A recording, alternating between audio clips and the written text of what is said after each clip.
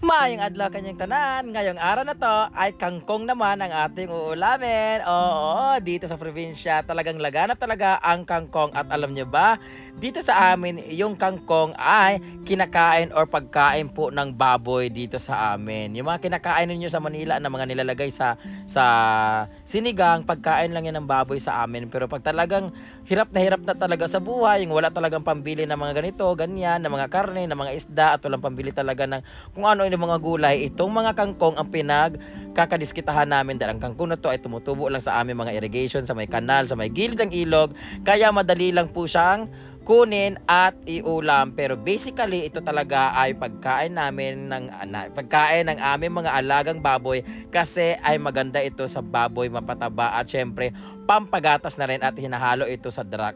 Pero ito sa fish pan namin, sa may hardin namin, nanguha kami ng mga kangkong na native dito sa may kanal at nilagay namin dito sa may fish pan namin para pag nagutom kami, meron kaming kangkong. At itong kangkong na to ay galing naman sa ilog. So, tara, igigisa natin siya. Naku, isa na namang pagkain dito sa probinsya. Ang napakasarap na talaga namang ricados lang ang iyong gagastusin. Kukuha ka lang ng sibuyas, bawang, at syempre toyo at suka, mantika. Ilalagay mo lang dyan.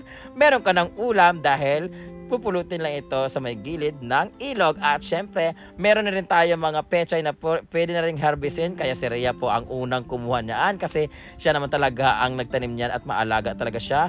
Dahil siya ang unang napansin na pwede niyang harvestin ang mga pechay, siya na rin ang aking pinaulam at binigyan na rin namin sila ni Mama. Hindi ko alam kung nakuha ba nila ni Mama sa kanila or inulam namin kasi hindi ko alam kung nabigay ba sa kanila yun. So ito yung pechay na to, hindi siya ganun kataba guys, hindi din siya malalaki kasi wala naman siyang abono. So normal lang siya na pechay at ayan ang ibang pechay at saka mga alogbate at syempre ito naman ang ating mga okra na talaga namang namulaklak na at wala pang bunga, pati yung ating mga talong. Pero ayan na guys, meron siyang bungang napakaliit, di ba? So after natin magkuha ng mga gulay, huhugasan po yan ni Rhea kasi sa kanya po yung iba dyan para may maiuwi po siya dun sa kanila. Kasi sabi sa kanila, pag may tananim, may aanihin. At siya ang nagtanim dyan, ikaw ang unang kumain dyan. Pag sumakit ang tiyan mo, ikaw ang unang biktima. Charot lang. So ito na ang ating mga pechay.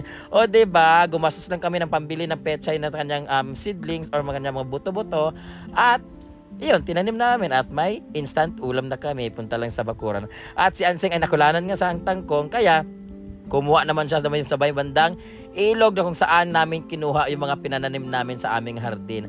So ayan, marami pa siyang nakuha ng mga kangkong kasi napakasarap talaga ng kangkong na yun. Naalala ko tuloy dati, bumibili pa ako ng isang sako para pampakain sa aming mga baboy. At ito na nga yung kangkong na ibang ulam na pinaglagyan ng kangkong dahil nagsabaw kami ng gulay, nilagyan namin ng kangkong. So after namin kumuha ng kangkong, nangawat pala kami ng mangga sa kapitbahay at ayan na nga, nakarma ako. Ang aking liig ay nalagyan ng dagta at sinang adorasyon naman ay pagkagat ng mangga ay talaga namang natanggal ang kanyang veneers dahil sa tigas ng mangga. Gaya-gaya siya sa akin sa pagkain ng mangga na hindi minalatan, ayan tuloy, napahamak tuloy ang kanyang ngipin. Pero salamat na lang sa Infinity Smile Dental Clinic na kung saan madaling ma-fix ang aming ngipin. At ito na nga, luto ng ating kangkong. Kaya samahan niya akong kumain. Let's eat.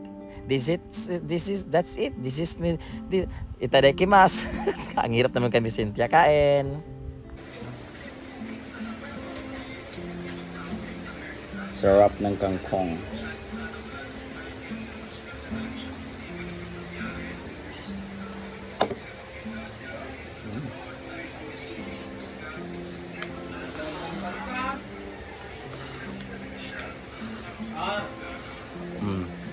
Di ba? Pagkaing baboy yung kinakain ko pero naka-chopstick social. Pag naka-chopsticks ba social?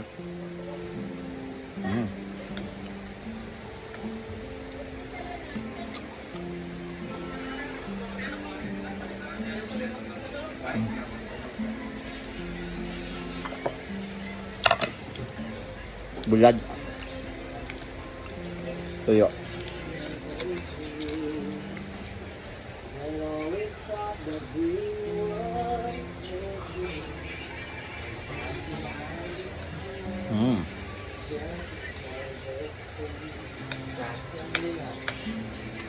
Kalitsi.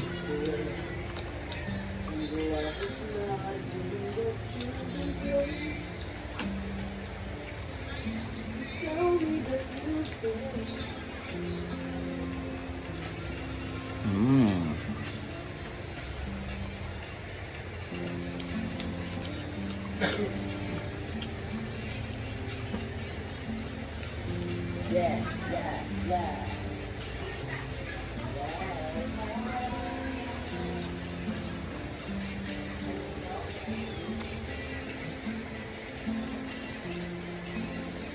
Bye-bye.